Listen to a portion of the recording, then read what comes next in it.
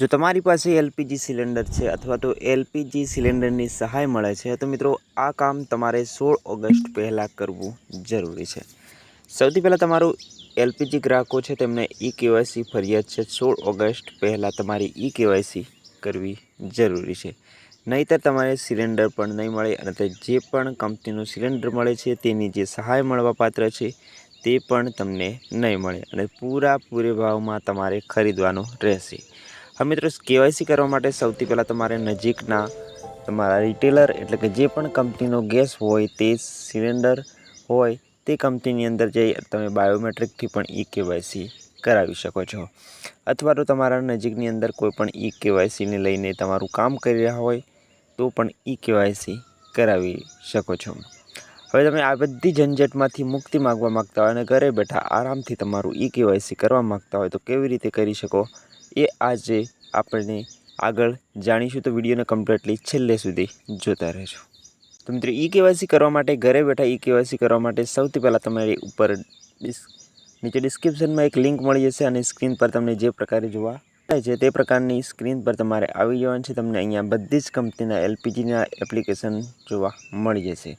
તમારી પાસે Android mobile હોય તો એન્ડ્રોઈડ અથવા તો આઈઓએસ હોય તો આઈઓએસ પર ક્લિક કરી તમારે જે પણ કંપનીનો તમારા ઘરની અંદર સિલિન્ડર છે તે એપ્લિકેશન ડાઉનલોડ કરી લેવાનું છે। ત્યારબાદ નીચે લાસ્ટમાં તમને એક ફેસ આરડી નામનું એક એપ્લિકેશન જોવા મળશે, તે પણ તમારે ડાઉનલોડ કરી લેવાનું છે।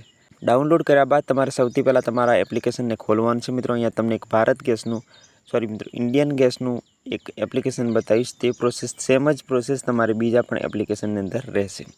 સૌથી પહેલાં તમારે લોગિન કરી લેવાનું છે તમારા મોબાઈલ નંબર વડે અને તમારો જે એલપીજી કનેક્શન છે તે અહીંયાથી તમારે એડ કરી લેવાનું છે। મિત્રો, એલપીજી કનેક્શન એડ કરશો એટલે અહીંયા તમારી ગેસ જે 16 ડિજિટનો તે એલપીજી નંબર હોય છે તે તમારે એન્ટર કરવાનું છે। ત્યારબાદ તમારે આગળની પ્રોસેસ પર ક્લિક કરી તમારું અહીંયા કસ્ટમરની જે પણ ડિટેલ છે એટલે કે તમારી ડિટેલ છે તમારી પૂરેપૂરી અહીંયા જોવા મળી જશે।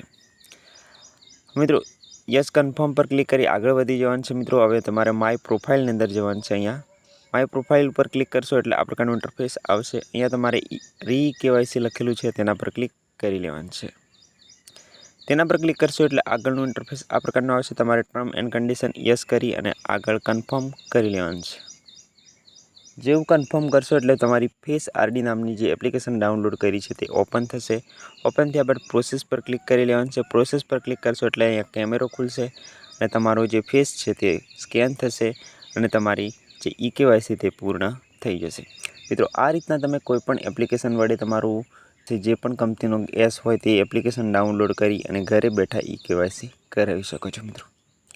મિત્રો, આ વિડીયોની અંદર આપણે ઈ કેવાયસીને લઈને મહત્ત્વની માહિતી હતી તે જાણી લીધી કમ્પ્લીટલી। ઈ કેવાયસી કેવી રીતે ઘરે બેઠા કરવું, જો વધુ આવા જ વિડીયો જોવા માટે આપણે રામદેવ કોમ્પ્યુટર ચેનલને સબસ્ક્રાઈબ કરી નોટિફિકેશન બેલને પણ ઓન કરી લેજો।